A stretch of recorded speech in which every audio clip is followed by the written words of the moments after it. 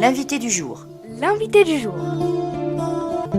Nous sommes avec une association salvérienne, et oui, de Saint-Sauveur, en compagnie de Jean-Luc Tournier aujourd'hui pour parler de cette association itinéraire citoyen. Bonjour Jean-Luc. Bonjour. Alors, pas toute jeune, elle a 4 ans cette association. Oui, 4 ans. Donc cette association, elle se crée en 2015. À l'époque, on est dans la Drôme, elle part d'un constat. D'être dans mon environnement professionnel ou dans mon environnement militant, d'être en confrontation, en relation avec des gens qui se trouvaient en difficulté avec la gestion de leur propre argent. Et ça m'interroge parce qu'ils ne trouvent pas de solution, tant auprès des banquiers, des conseillers, des assistants sociaux, qui leur donnent un certain nombre de conseils, mais apparemment, ce sont des choses qui ne suffisent pas, vu que le problème est un peu récurrent. Et ça m'interroge un peu parce que j'ai eu cette expérience-là, moi aussi, quand j'avais 30 ans, malheureusement. Un écueil professionnel qui était assez dramatique dans ma vie m'a mis dans une situation un peu difficile, dont je ne suis vraiment pas du tout responsable d'ailleurs, parce que c'était 2 associés qui étaient d'ailleurs des fiefs escrocs qui m'ont complètement mis dans une situation que j'ai dû assumer financièrement. Mais plutôt que d'essayer de compenser essentiellement sur l'extérieur, ce que j'ai fait bien sûr, je me suis posé la question de ma propre responsabilité, de mon propre jeu dans cette situation-là, et permis de découvrir au fond de moi-même, on va dire dans ma vie intérieure, combien cette situation-là avait pu se produire. Du coup, j'en ai fait une méthode de travail qui m'a permis d'accompagner ces gens qui avaient ces difficultés, non pas tant dans la restructuration extérieure, ce qui était nécessaire, comment on fait un budget, comment on facture quand on est professionnel, mais aussi de se poser des questions à l'intérieur d'eux-mêmes, qu'est-ce qui pouvait produire cette mise en échec. Je vous prends un exemple qui est tout simple, hein. J'ai rencontré un artisan très talentueux, son carnet de commandes bien plein, une petite famille bien charmante, et puis cet homme-là, donc 3 fois en liquidation. 3 fois, effectivement, il a dû liquider son entreprise, rebondir, et il ne comprenait pas pourquoi, et avec un carnet de commandes qui était bien plein.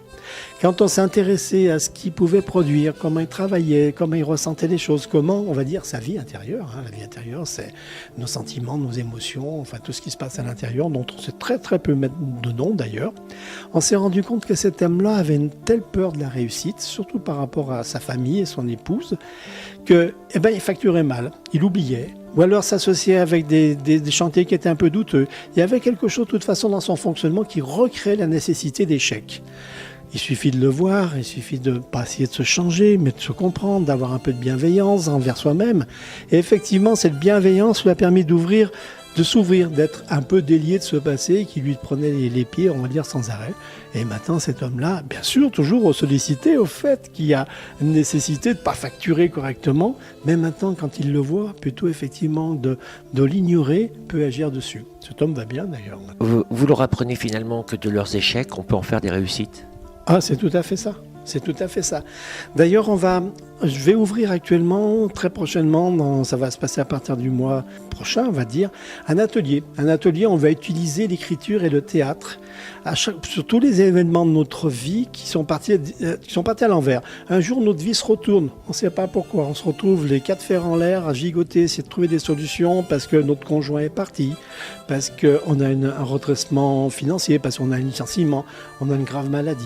Et on ne sait pas, on perd le bon sens à ce moment-là. On ne sait pas comment agir, on ne sait pas d'où ça peut provenir. Et tout ce qu'on tente de faire, c'est voué à un échec. C'est comme si effectivement le système se reproduisait de pire en pire. Nous, ce qu'on va essayer de faire avec cet éveil de connaissance de sa vie intérieure, c'est de sentir au fond de soi-même d'où vient le problème pour pouvoir gérer du point de vue de notre intériorité, de notre intimité, de notre individualité.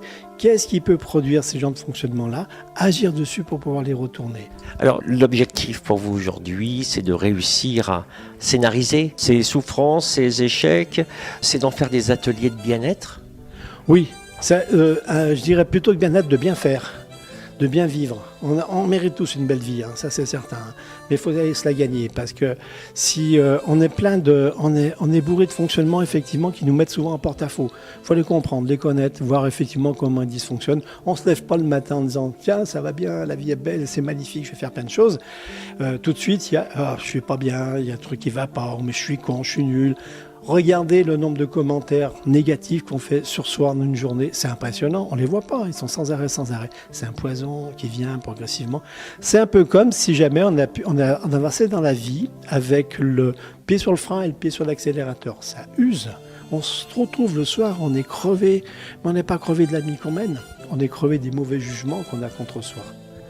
Vous louez l'optimisme sans aucune limite. Ah, il est à conquérir, hein. Moi, je suis quelqu'un qui a envie d'une vie qui déborde de tous les côtés, qui a envie effectivement d'entreprendre plein de choses. L'homme est bon, l'homme est foncièrement bon. Par contre, il souffre parce qu'effectivement, il a des difficultés à s'adapter, à gérer sa vie. Et sa vie, des fois, les aléas de la vie sont un petit peu compliqués. On est des fois comme une marionnette soumise aux aléas de la vie. Le travail que nous, on essaye de développer, c'est dire on devient maître dans notre vie, acteur dans notre vie. Le théâtre d'éveil spirituel, il est un peu dans ce sens-là. C'est vraiment devenir l'acteur de sa propre vie parce qu'on sait la piloter depuis une connaissance de soi qui est riche, puissante et qui est agissante. Vous êtes aussi une association où l'on aime bien réfléchir sur son histoire contemporaine. Bien sûr. Alors ça, c'est on va dire, c'est l'essence même d'Itinéraire citoyen. C'est qu'on puisse tous être, nous, citoyens, sensibilisés sur les problèmes du monde actuel. On vient de vivre un été avec une sécheresse qui était très préoccupante, qui a des résonances sur la consommation d'eau importantes. On vient de vivre un hiver qui était préoccupant avec la révolte des Gilets jaunes. On pense effectivement que c'est important dans notre association, on pense qu'il est bon de réfléchir, d'être conscient déjà des problèmes que l'on a. Il y a 7 ou 8 fléaux qui nous pèsent sur notre monde actuellement, qui sont le problème climatique, qui est le réchauffement climatique. Maintenant, on ne va plus en parler, c'est devenu effectivement une préoccupation qui est quotidienne. Les problèmes de migrants, les problèmes d'économie quand même, le problème qui est lié au travail. Donc on a un certain nombre de fléaux. J'en rajouterai un qui est tout à fait maintenant contemporain, que les gens vraiment prennent en compte, c'est l'addiction, effectivement, aux écrans, à l'informatique, qui pose des problèmes. Donc c'est bon d'être conscient de ça. Nous nous sommes contactés, c'est parce qu'il y a un événement, parce que vous êtes aussi créateur d'événements. Sur Saint-Sauveur, on aura un rendez-vous ce mardi soir. Alors racontez-nous un petit peu le détail de cette soirée. Alors, mardi soir, on va recevoir un musicien assez exceptionnel. Il s'appelle Ronald Radford. Il est né en Californie, c'est un musicien californien et c'est un spécialiste, un virtuose du flamenco. C'est étonnant, cet homme-là, comme il s'est fait accepter, faut bien voir, ça va se passer à Saint-Sauveur, un petit village, dans une petite salle qui a 30-40 places, hein, pas plus. Il faut voir que ce musicien, il a été acclamé dans les 4 continents, en Suisse, en Autriche, en Australie, bien sûr aux États-Unis. C'est une sommité du flamenco. Donc on va recevoir à Saint-Sauveur une sommité du flamenco. Et comment ce contact avec lui? Pourquoi lui? Comment ce lien s'est créé? Pourquoi le flamenco? Enfin, racontez-nous un petit peu aussi le détail de cette rencontre avec cet artiste. C'est la cause qui va être intéressante. C'est que cet homme-là, ce musicien qui pourrait très largement bien vivre de son art, défend une cause. Comme nous, on défend une cause à travers Itinéraire citoyen et qu'on y consacre notre existence.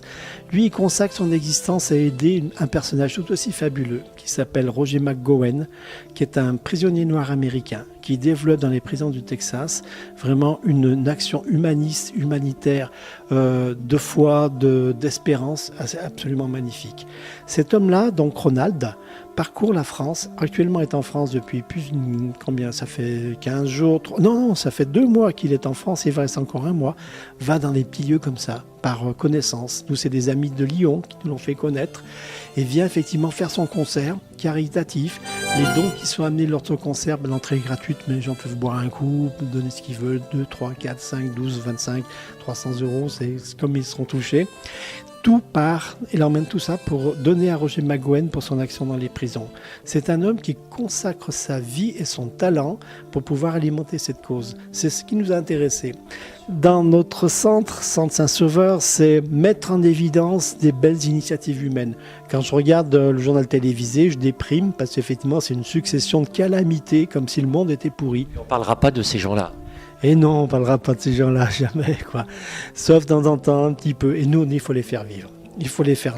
L'année dernière, c'était sur une femme qui a été reconnue juste parmi les nations par H&M. Elle a sauvé des juifs, des femmes juives pendant la guerre. Là, c'est Ronald Radford qui va effectivement, tout en nous régalant avec sa musique, il faut voir, c'est un musicien mais hors pair. Moi, je l'ai vu, mais sur scène, la guitare, c'est son prolongement. Il vit, c'est comme si c'était son ventre. C'est vraiment quelque chose.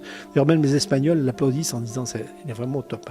Ils appellent ça, il a le duende, c'est l'équivalent de l'âme espagnole, quoi. Demain soir, il y aura un échange. Oui, demain soir, il y aura le concert qui va durer bien 1h30. À partir de 1h30, 2h, ça dépend comment il est parti. Des fois, c'est très long, quoi. Et puis, il y aura un échange après avec les responsables d'une association qui s'appelle les Roses Rouges sur le bitume. Ce sont des jeunes, 20, 25, 30 ans, qui se sont mobilisés pour accompagner Ronald dans sa tournée en France et en Belgique. Et afin, effectivement, qu'ils puissent aussi soutenir l'action de Roger McGowan. Ces jeunes-là, vraiment très dynamiques, qu'on a plaisir à rencontrer, c'est eux qui nous l'ont fait rencontrer, hein. Donc seront présents demain et pourront à la fois vous parler de Roger McGowan et de l'action qu'il mène aussi en tant que soutien de Roger McGowan. Et on peut peut-être dire 2 mots sur Roger McGowan parce que c'est vraiment quelqu'un à connaître. Ouais. Oui, bien sûr, je pense même qu'on va venir pour rendre une petite visite et peut-être pourquoi pas prendre un petit peu de la captation sonore. En tout cas, ce qui est sûr, Jean-Luc Tournier, c'est que nous ferons tout pour être présents ce soir, 20h, centre Saint-Sauveur. C'est au 1017 route de l'ancienne église, avec en concert, vous le disiez, Ronald Radford, et puis s'en suivra une discussion. Merci à vous de votre visite sur Radio Sud Grésivaudan.